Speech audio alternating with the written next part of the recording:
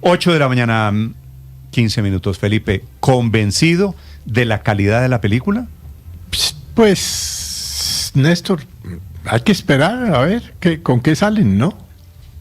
Ahora, no todo es malo, tampoco, pues, claro, la polémica, porque a Petro le encanta la controversia y tal, pero yo ayer en las horas de la tarde hablé con el alcalde de Villa de Leyva, con Víctor Castellanos, y le pregunté, ¿esa película se filmó allá? Me dijo, sí, una parte aquí, y la verdad fue que dejó muy buenos ingresos para el municipio.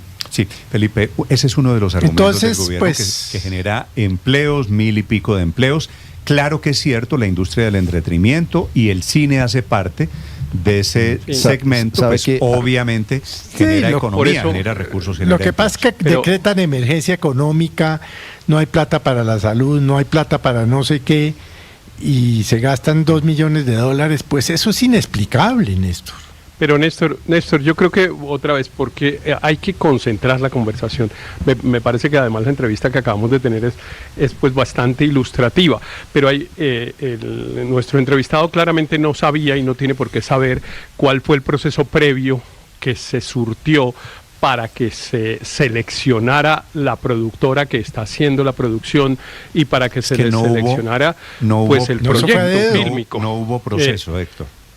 Claro, pero digo, nuestro entrevistado pues parecía no saber que eso no había habido y él creía, como creemos todos o como debió haber pasado, que era a través de eso que llaman fondos concursables, Néstor, que es una cosa que se lo inventaron hace 25 años en Colombia, para que estos recursos, que es con los que el Estado efectivamente incentiva pues obras de teatro, de cine, de otras producciones artísticas, pues todo el mundo tenga derecho a decir, oiga, yo quiero un poquito, yo tengo una obra de teatro y denme 50 millones de pesos, y que no sea el amigo del alcalde, el amigo del gobernador o el amigo del presidente o del ministro. Para ese proceso y entonces, hay jurados inclusive internacionales. Claro, hay gente que selecciona las películas con base en un criterio.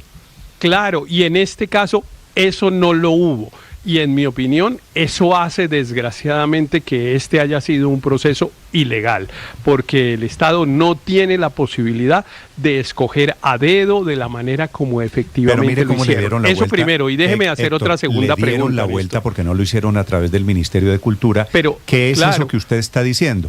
Entonces pero igual en el fondo de las TIC se hace con fondos. Pero igual en el fondo de las TIC se hace con fondos concursables. Yo conozco gente que ha presentado proyectos y que se ha ganado 100 millones de pesos para ir a hacer una serie que después la pasan en los canales públicos, en los canales regionales que nosotros llamamos. Pero segundo, Néstor, aquí me parece que hay otra cosa que es más grave todavía, que es que hay historia oficial. ¿Quién era el almirante Padilla? Pues no sé, digamos, cualquiera, la gente tiene su versión, la historia tiene su versión del almirante Padilla, y la versión que vamos a tener del almirante Padilla es una versión oficial, es una versión direccionada por el gobierno de turno, o sea, la historia de este país no la van a contar los gobiernos. Eso sí que me parece grave, Néstor. Bueno, es parte del riesgo. Ahora habría algún consenso sobre la exaltación al almirante Padilla, entre otras cosas por la ley de homenaje a la figura del almirante Padilla. Señor Álvaro. Aquí hay varias discusiones. A mí la de la estrechez fiscal me parece es la políticamente más efectiva, pero es la menos válida, llamemos, porque pues hay recursos del Estado que se tienen que invertir en unas cosas y no en otras, entonces no se pueden gastar para lo que quiera uno.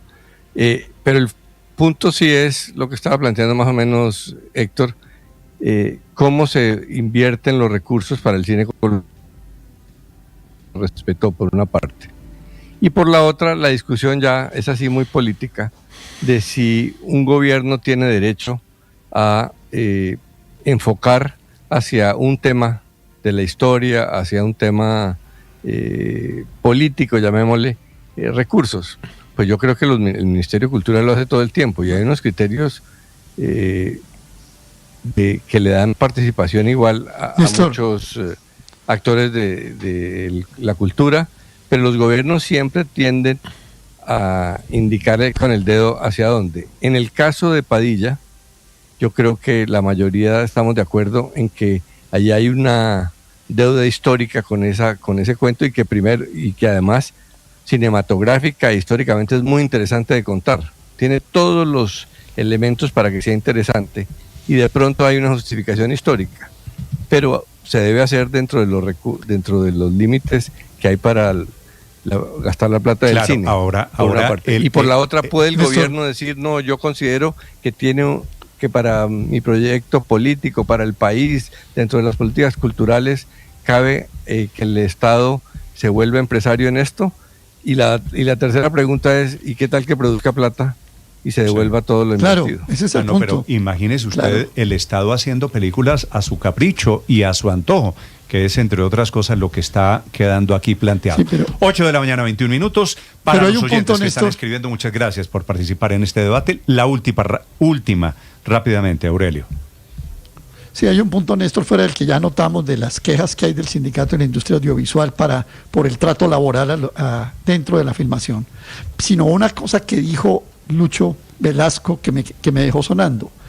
Si la plata es del Ministerio de Comunicaciones, aparentemente del FUTIC, y hace una especie de alianza público-privada con la firma Valencia, con los productores, y ese actor norteamericano se escogió con fines comerciales. Entonces yo tengo una pregunta: la película va a ser una película comercial, y si la película va a ser comercial y va a tener utilidades, no se trata de un documental oficial para ilustrar sobre la historia, sino es un negocio, entonces el gobierno colombiano le monta un negocio a los de Valencia Productores, y cuando produzca utilidades va también a hacer la mitad de las utilidades para el Estado colombiano.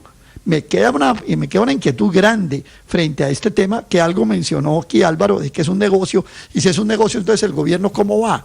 ¿O simplemente puso la plata para que otro haga el negocio? Me quedan realmente dudas en materia laboral y en materia económica y financiera sobre este proyecto. Si es un negocio y el gobierno es inversionista, obviamente también irá. Lo que pasa es que en ningún caso los gobiernos se han metido en los contenidos de la película. Aquí lo que pasa es que el gobierno está hasta el fondo en lo que significa la historia del almirante Padilla. Estás escuchando Blue Radio. Faltan 97 días para la Copa del Mundo.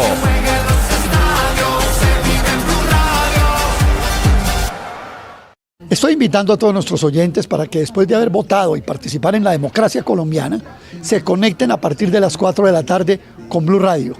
Estaremos con la dirección de Néstor Morales, el equipo de panelistas y el equipo de noticias de Blue Radio, haciendo las proyecciones, entregando los boletines y dando los resultados que el público necesita y que la opinión tiene que conocer, porque este 8 de marzo la elección es Blue.